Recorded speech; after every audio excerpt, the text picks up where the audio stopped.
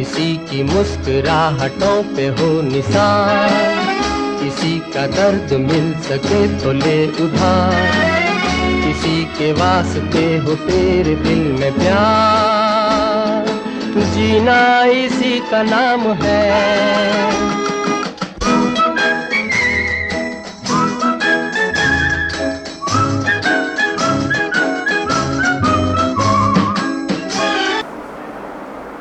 नमस्कार दोस्तों, मैं हूं आपका मोहित बरुआ और आप देख रहे हैं बरुआ का शो मस्त कुमार। आज रंगमंच के सुहाने सफर में हमारे साथ है लखनऊ के वरिष्ठ रंगकर्मी अशोक लाल जी।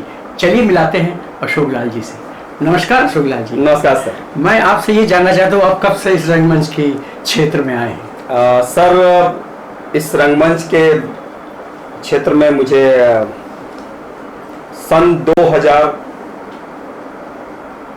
से मैं इसमें कंटिन्यू लगातार मैं काम कर रहा हूं और सन 2000 में मैं मेरी कर्मभूमि की शुरुआत आकांक्षा थिएटर आर्ट्स, हमारे गुरु श्री प्रभात कुमार बोस जी जो आकांक्षा थिएटर आर्ट्स के फाउंडर डायरेक्टर हैं, अच्छा, लखनऊ के बेहद सबसे वरिष्ठ रंगकर्मियों में से एक हैं, उनके सानिध्य में मुझे सीखने का अवसर प्राप्त हुआ और वहाँ से मैंने शुरू किया सफ़र और अभी तक मैं कंटिन्यू मैं काम कर रहा हूँ और दादा का आशीर्वाद मेरे साथ हमेशा है और जब तक ये जीवन रहेगा दादा के चरणों में समर्पित है और रंगकर्म के क्षेत्र में मरते दम तक इस समर्पित मैंने अपने कर दिया है और आकांक्षा थिएटर आर्ट्स में काम करते मुझे बेहद खुशी होती है। तो आपने कौन कौन से अभिनय किया है कि डायरेक्शन भी किया है? मैंने अभिनय से शुरुआत की है और अभिनय के क्षेत्र में अनेक प्ले में काम किया है। जैसे? और मैंने आषाढ़ का एक दिन, एक और द्रोणाचार्य, आधे अधूरे, नींव की दरारें, मंत्र, तुगलक, बहुत से अनेक प्ले। तो उसमें आपने डायरेक्शन भी किए? फिर डायरेक्शन? हाँ, डायरेक्शन में हमने कौन से नाटक डायरेक्शन हमने हमारे अभी तो मैं 2 भी प्ले अभी डायरेक्ट करने जा रहा हूँ। दिसंबर में मेरा शो है। कौन से? एक तो है पंडित बिस्मिल और दूसरा है जायज हत्यारे। जायज हत्यारे। हाँ, इससे पहले मैंने कंजूस किया है, खुदा खैर करे, मौलियर के प्ले भी डायरेक्ट किए हैं और क्योंकि आकांक्षा थिएटर आर्ट्स में मैं फाउंडर मेंबर भी है, मेंबर हूँ, एज ए नाट्य गुरु वहाँ पे मैं हूँ, तो मेरी रिस्पॉन्सिबिलिटी होती है कि कम से कम 2 प्ले तो मुझे डायरेक्ट करने होते हैं और दादा का जैसा आदेश होता है मैं करता हूँ और रंगकर्म में समर्पित हूँ। अच्छा, तो रंगमंच के सफर में आप फिल्में भी कर रहे हैं? जी सर, मैं जब से लखनऊ में फिल्मों का आगमन बढ़ा है और यहाँ पे जब से कार्य क्षेत्र यहाँ मुंबई की लोग यहाँ पे लखनऊ में काम करना शुरू किए तब से मैं भी सक्रिय हूँ और अब तक मैंने रेड, मुल्क, penalty, family of Thakurganj, Hindu की जवानी, सरकार आपकी सेवा में और कई वेब सीरीज लगातार किया है, भोजपुरी भी कई करी है, तो कंटिन्यू काम कर रहा हूँ और अभी आने वाले वेब सीरीज में छाबड़ा जी प्रोडक्शन में मैंने किया, मुकेश छाबड़ा जी के साथ, अनुभव सिन्हा सर के साथ काम किया है, राजेश गुप्ता जी के साथ काम किया है और अभी भी अनुभव सिन्हा सर साथ अभी मैं फिर अभी इसी नवंबर में मेरा शूट है। अच्छा अच्छा जी सर। तो आपको रंगमंच और फिल्म में कौन सा विधा ज्यादा अच्छी लगती है, जिसमें आपका ज्यादा रुझान रहता है? देखिए, वैसे रंगमंच की तो बात ही अलग है, उसकी तो तुलना नहीं की जा सकती और आप अगर तुलना करें फिल्मों में तो फिल्मों में जो हम लोग काम करते हैं उसकी जड़ तो रंगमंच ही है, सीखने का माध्यम तो वही है। अगर वहां पे हमने अपनी जड़ को मजबूत नहीं किया तो हम फिल्मों में उतना अपनी जो एक भूमिका को अच्छे से निभाने की जो क्षमता होती है वो हम परिपक्व नहीं कर सकते हैं, तो रंगमंच ज्यादा हमारे लिए बेहतर है। उसके बाद मैं फिल्मों के लिए प्रेरित, जब समय मिल जाता तो बिल्कुल बिल्कुल। तो अभी तो आप फिल्म में भी कर रहे हैं, नाटक जी। वैसे फिर आप रोजगार का क्या आपका जरिया रहता है? सर्विस कर रहे हैं कहीं? हाँ, प्राइवेट जॉब मेरा है और रंगमंच के साथ फिल्में, रंगमंच, पारिवारिक जीवन सब मैनेजर जीवन है, संघर्ष से करना है। तो आपको किसी परिवार से बाधा तो नहीं लगी, जैसे कि आप कर रहे हो तो बाधा जैसे? नहीं, परिवार का बाधा मेरे साथ नहीं। ये कहाँ जा रहे हो तुम, इससे क्या शौक है थिएटर का? मेरे माता पिता का, मेरी माँ की बड़ी इच्छा थी कि इस लाइन में मैं जाऊं, लेकिन सौभाग्य, मेरे दुर्भाग्य की बात रही कि जब मैंने इसमें काम करना शुरू किया उसके 2 साल बाद ही मेरी मम्मी पापा दोनों इस दुनिया में नहीं रहे। तो अगर आज होते तो बेहद खुश होते काम के देख कर, लेकिन खैर, लेकिन जो भी मेरे परिवार में मेरी बहनें हैं और पत्नी है, उनका पूरा सपोर्ट रहता है और मुझे कहीं से कोई बाधा नहीं आती, और पारिवारिक तौर पे मुझे पूरी सपोर्ट है। तो ये जो दादा के साथ आप जुड़े किस तरह से दादा से आपसे परिचय हुआ, एकदम से इसमें आ गए? जी, इसकी कहानी ये रही कि जब मैं ग्रेजुएशन कर रहा था उस समय मैं मुझे मतलब होता है ना कि कहीं कहीं आपके अंदर वो चिंगारी छुपी होती अच्छा है। अच्छा। कला की, अभिनय की, तो वो स्कूल स्तर पे मैं करता रहा हूँ, नाटक वाटक करता था। तो मेरे दोस्तों, फिर मैं अपने स्कूल में साथ में दोस्तों के साथ बैठता था, तो कुछ ना कुछ अपना करता था, तो सब कहते थे तुम इस लाइन में ट्राई क्यों नहीं करते हो। तो मुझे जानकारी नहीं थी, तो मैं फिर कुछ लोगों से पता किया, रहा मैं बल्ली पे पता चला वहाँ नाटक होता है, मैं वहाँ गया, तो वहाँ पे दादा का प्ले लगा हुआ था। तो मैं फिर वहाँ पे कुछ लोगों से पूछा, तो वहाँ से मुझे दादा का फ़ोन नंबर मिला। फिर दादा को मैंने फ़ोन किया और फिर यहाँ पे आकांक्षा थिएटर्स में मैं आया। तो लगभग मैं 3 महीने तक कंटिन्यू मैं बैठा रहा, और यहाँ पे जो प्ले होते रहे देखते रहे। और 3 महीने तक बस कोने में बैठा रहता था, और मुझे कोई जानता भी नहीं था कि अशोक लाल कौन है, और दादा से बस आशीर्वाद मिलता रहा। 3 महीने के बाद एक छोटा सा रोल एक प्ले में मिला जिसका नाम था भारत माता रंग बसंती, और उसमें नाटक हमने शुरुआत किया, और कुछ ऐसी बाधाएं आ गई कि करीब 20-25 दिन बाद रिहर्सल बंद हो गया। और उसके बाद फिर नया प्ले जब उठा, जब शायद हमारे हिसाब से वो पहला प्ले था द्रोणपुत्र अश्वत्थामा। अच्छा है। तो उसमें मुझे छोटी सी भूमिका मिली, भीष्म पितामह। तो वो मैंने किया, और उसके बाद जो सफर शुरू हुआ, तो लगातार सफर अभी जारी है। और दादा मतलब वो मेरे माता पिता के समान है, और मेरे गुरु तो हैं ही हैं। तो अच्छा। तो रंगमंच में आप कर रहे हैं, तो पहले के रंगमंच जो उस समय के कैसा है और आपका रंगमंच कैसा है? सर देखिए, जब हम लोगों ने शुरू की थी तो रंगमंच में एक था कि हम लोग दिल से जुड़ते थे, और काम छोटा बड़ा नहीं होता था। हमको छोटी सी भूमिका मिली या बड़ी, हमको बस भूमिका चाहिए थी, अपने आप को बस दिखाना था कि हाँ हम कुछ कर सकते हैं। और थिएटर जैसा होता है कि एक टीम वर्क होता है। हाँ। सिर्फ अभिनय ही नहीं, हम लोग रंगमंच के पीछे भी बैक स्टेज में हम लोग सारा काम करते थे, यहाँ तक कि सेट अपने हाथ से लगाना। और दादा का आशीर्वाद से मैंने सेट लगाना भी सीखा। दादा ने मुझे सेट लगाना सिखाया, डायरेक्शन सिखाया, अभिनय सिखाया, बैक स्टेज की सारी विधाएं सिखाई। तो दादा का मैं तहे दिल से बहुत बहुत शुक्रगुजार हूँ कि उन्होंने मुझे सारी चीजें सिखाई। और आज भी मैं बैक स्टेज में उतनी शिद्दत से करता हूँ, ऑन स्टेज भी करता हूँ। तो पहले जो हमारे कलीग्स थे, साथी थे, जितने कलाकार रंगमंच के थे, वो लोग जुट के सभी लोग टीम के साथ काम करते थे। और बैक स्टेज भी पूरी तैयारी करना, आप जानते हैं कि जिन्हें शो होता है उसके लिए सवेरे से सबको लगना पड़ता है। तब सेट तैयार करना, सेट की प्रॉपर्टी रखना, पूरा सजाना, उसके बाद लाइट वगैरह म्यूजिक सब करना, तो ये सब करते हैं। और उसके बाद हम लोग खुद रेडी होकर कॉस्ट्यूम को पहन के और ऑन स्टेज परफॉर्म करते हैं। लेकिन अब जो नई पीढ़ी आ रही है, उनको सिर्फ स्टेज मिल जाए, रिहर्सल करा लीजिए, एक्टिंग करा लीजिए, बैक स्टेज में अगर कोई काम को हो तो वो उतनी उसमें सक्रियता नहीं दिखाते, वो उतना इंटरेस्ट नहीं लेते। उनको लगता है कि शायद मैं सिर्फ एक्टिंग के लिए आया हूँ, और बैक स्टेज का काम उनको शायद उतनी दिल से नहीं करते हैं, शायद उनको शायद शर्म आती हो, जो भी है। तो वे थोड़ी सी डिफरेंस हुआ है, ये चीज अंतर पाया है आज की युवा पीढ़ी जो कर रही है। तो कुछ लोग जैसे कि एक नाटक करने के बाद फिल्म चले जाते हैं, उनके लिए आप कुछ कहना चाहेंगे? बिल्कुल, मैं ये कहना चाहूंगा कि दोस्तों जो इस विधा में आना चाहते हैं और रंगमंच से जुड़े हैं, तो पहले रंगमंच में अपनी नींव मजबूत कीजिए। क्योंकि जब आपकी नींव मजबूत होगी तो इमारत नो डाउट बहुत बुलंद इमारत होगी। तो अगर आप फिल्मों की तरफ जाना है तो बिल्कुल जाइए, ये आपको मना नहीं है। हर व्यक्ति का अपना एक सुनहरा भविष्य है, लेकिन उसमें सुनहरा भविष्य तभी होगा जब अपनी नींव मजबूत करेंगे। तो रंगमंच को अपने पहले कम से कम 3 से 4 साल दिल लगाकर उसमें खूब मेहनत से सीखिए और ईमानदारी से काम करिए उसमें, फिर अपने आप को परिपक्व करिए, तब कैमरे के सामने जाएंगे तो आप खुद अपने आप को निखार पाएंगे उसमें।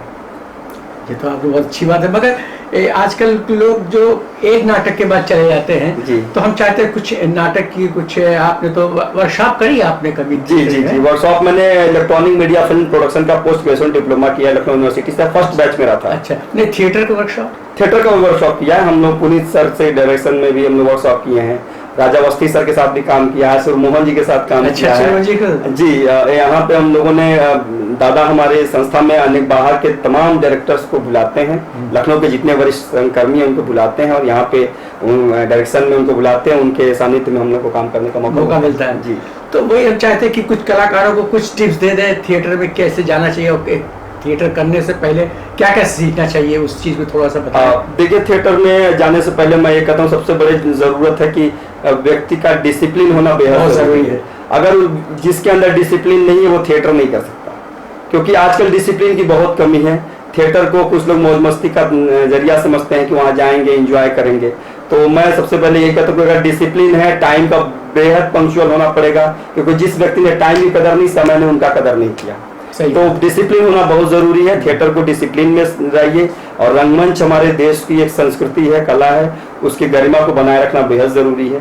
तो ये बेहद जरूरी है उनके लिए। तो आप एक रंगमंच को और आगे बढ़ा के ले जाना चाहते हैं? जी सर। इसी में रहना चाहते हैं? नहीं, रंगमंच तो छूटना ही नहीं। मैंने पहले ही बोला कि जब तक ये जीवन है रंगमंच को समर्पित है, और साथ साथ मेरा फिल्मों में, सीरियलों में, वेब सीरीज में जो भी जब मौका मिलेगा मैं वो करता रहूंगा। तो अच्छी बात है ये। और आपके माता पिता, तो जब आप थिएटर में थे तब माता पिता नहीं थे? जैसे मेरी एंट्री हुई थी, मैंने 2000 में एंट्री की, और 2000 में मदर खत्म हो गई, और 2002 में मेरे पिताजी एक्सपायर हो गए। तो उन्होंने कभी नहीं कहा ये क्या कर रहे हो, तो इसमें कुछ मिलना नहीं है, रंगमंच में जोड़ रहे हो? नहीं, मैंने इलेक्ट्रॉनिक मीडिया फिल्म प्रोडक्शन में जब कोर्स के लिए मैंने अप्लाई किया तो पापा ने कहा कि ठीक है। उन्होंने कभी ऑब्जेक्शन नहीं किया, कहा, उन्होंने मुझे कभी रोका नहीं। उन्होंने कहा बेटा तुम्हारा इसमें तुम पढ़ना चाहते, रुचि है, तुम करो। क्योंकि आजकल के बच्चों को माता पिता अरे MBA करो, ये करो, तो इस विषय में भी मेरे पापा की भी इच्छा थी कि मैं सिविल सर्विसेज में जाऊं, लेकिन जब उन्होंने देखा कि मेरा इंटरेस्ट इस लाइन में है तो उन्होंने मुझे रोका नहीं। उन्होंने पूरा सपोर्ट किया, मेरा एडमिशन करवाया। और बस दुर्भाग्य की बात रही कि जब एडमिशन हुआ इधर एडमिशन के लिए मैंने अप्लाई किया, उधर मेरे पापा नहीं रहे। तो आपको ज्यादा खुशी एक्टिंग करने में, रंगमंच में, कि डायरेक्शन करने में? आपको किसमें संतुष्टि? अभिनय में बेहद मुझे अभिनय में ज्यादा संतुष्टि मिलती है। जी सर। तो डायरेक्शन भी करता हूँ। देखिए, काम तो मैं दोनों जिम्मेदार, डायरेक्शन के साथ साथ रोल भी करते हैं? हाँ, डायरेक्शन के साथ साथ रोल भी करता हूँ। तो जरूरी नहीं है। हाँ, अगर कभी कहते कि निर्देशन कर रहा तो एक्टिंग नहीं करना, ताकि उसका फोकस बढ़ जाता है। कोशिश तो करता हूँ कि निर्देशन के साथ एक्टिंग ना करूँ, ताकि अगर वो कलाकार नहीं मिलता तो आपको करना पड़ता है। जी, जब कलाकार अगर मान लीजिए नहीं है, या कुछ ऐसी सिचुएशन बन जाती है क्योंकि नहीं बात बन पा रही है, उस तरह की जो मैं चाह रहा हूँ वो हो नहीं रहा है, जो मतलब मिल नहीं रहा है आर्टिस्ट, तो उस स्थिति में थोड़ी सा समझौता करना पड़ता है। अदरवाइज जिम्मेदारी एक ही अभिनय करें या निर्देशन करें। जी। तो कभी ऐसा हुआ जैसे आप निर्देशन कर रहे हो, कोई बच्चा नहीं आया, उस समय कोई ऐसी पोजीशन आई है कि आपको करना पड़ा हो? ऐसा भी कोई घटना हुई? जैसे क्या? ऐसा तो अभी तक तो नहीं हुआ, क्योंकि मैं पहले ही जब मैं डायरेक्शन में उतरता हूँ तो वही डिसिप्लिन का मैं बेहद पाबंद हूँ, टाइम का बहुत पंक्चुअल हूँ।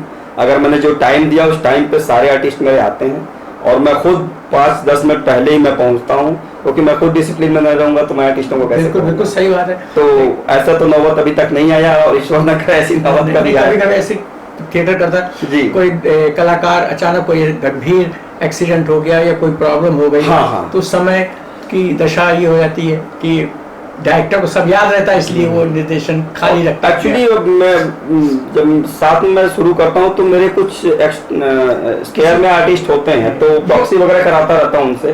तो मान लीजिए अगर कभी एक आध ऐसी कुछ सिचुएशन अगर बनती है तो उसके लिए प्रिपेयर रखता हूँ कि एक आर्टिस्ट स्पेयर में है तो उसको मैं कर देता हूँ। ये हमेशा अगर जो नाटक शुरू करने से पहले एक आध लोगों को, दो लोगों, हाँ, मेरे साथ एक्स्ट्रा आर्टिस्ट तो रखता हूँ मैं, वो चलते हैं साथ में। किसी भी शो नहीं रुकना चाहिए। Show must go on. Show तो मतलब मैं आपको बताऊं कि सन 2000 ये 12 नहीं, हम लोग रिहर्सल कर रहे थे काफी साल पहले, हम लोग को जयपुर जाना था। अच्छा। 1 और 2004 का नाटक होना था, और लखनऊ के उस समय DIG थे श्री DC पांडे सर, उनके निर्देशन में शो चल रहा था, PSC में रिहर्सल हो रही थी, और मैं उसमें प्रोफेसर अरविंद की मुख्य भूमिका में था। अच्छा। अब मैं बताऊं कि मैं आलमबाग किसी काम से गया था और मेरा एक्सीडेंट हो गया, मेरा हाथ टूट गया, ये घुटना मेरा पूरा उड़ गया। अब समझिए कि हाथ में प्लास्टर लगाकर, मतलब जिस दिन एक्सीडेंट हुआ दोपहर में मैंने प्लास्टर चढ़वाया कच्चा, पट्टी बंधवाई, शाम को रिहर्सल पे गया। अच्छा। और शो कब था? शो एक हफ्ते बाद जयपुर जाना था, और मेरा एक्सीडेंट हो गया। अब क्या करें, show must go on, show को तो नहीं रोक सकते। लेकिन मैं सर ने फिर उसमें सीन था कि कॉलेज में लड़ाई झगड़ा हुआ, तो उसमें शो किया गया कि स्टूडेंट। हाँ, तो जब एक्सीडेंट हुआ तो फिर शाम को मैं प्लास्टर लगवाया हाथ में और पैरों में पट्टी उट्टी पूरी लगवा कर और मैं रिहर्सल पहुंचा। सर ने देखा तो फिर उन्होंने सीन को थोड़ा सा चेंज किया और मैं उसी में गया, शो किया कि शो रुकना नहीं चाहिए, शो मस्ट गो ऑन। तो फिर आप करा शो? बिल्कुल करा, बिल्कुल, और बिल्कुल शिद्दत से करा। कहीं से कोई प्रॉब्लम नहीं आई। दर्शकों को समझ में नहीं आया कि ये रियल में चोट लगा है या ये अभी बना के आए हैं। तो बाद में बताया गया कि नहीं, ये रियल में हाथ फ्रैक्चर हो गया है। चलिए, आपके साथ इतना सा और कुछ दर्शकों से कहना चाहेंगे थिएटर के बारे में? तो दोस्तों मैं यही कहना चाहूँगा कि थिएटर एक ऐसी विधा है जो आपको जीवन में हर तरह से परफेक्ट बनाती है। आपके निजी जीवन को भी बेहद सही दिशा दिखाती है, जिससे आप जो लोग कोर्स करते हैं अपने अलग से क्या बोलते हैं उसको, बॉडी लैंग्वेज को सही करने के लिए, भाषाओं को सीखने के लिए। तो यहाँ पे थिएटर ऐसी विधा है कि यहाँ पे आपकी भाषाओं पे काम होता है, उच्चारण पे काम होता है, बॉडी लैंग्वेज पे काम होती है और डिसिप्लिन यहाँ पे इतना होता है कि आप निजी जीवन में भी बेहद सीखते सीखते आप निजी जीवन में भी बड़े डिसिप्लिन हो जाते हैं और थिएटर की गंभीरता को समझते हैं और परिपक्वता बहुत आती है। तो आपको बेहद अपने पर्सनल लाइफ में भी थिएटर की दुनिया करने के बाद आपको बहुत काम आता है। धन्यवाद, बहुत बहुत शुक्रिया जो आपने हमें इतना समय दिया। एक छोटी सी भेंट है जो मैं आपको देना चाहूँगा।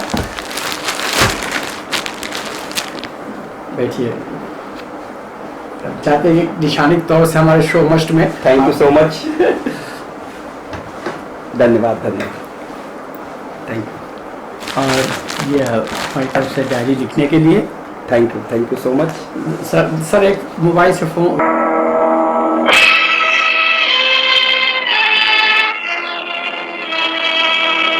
किसके लिए रुका है, किसके लिए रुकेगा, करना है जो भी कर ले, ये वक्त जा रहा है, ये वक्त जा रहा है।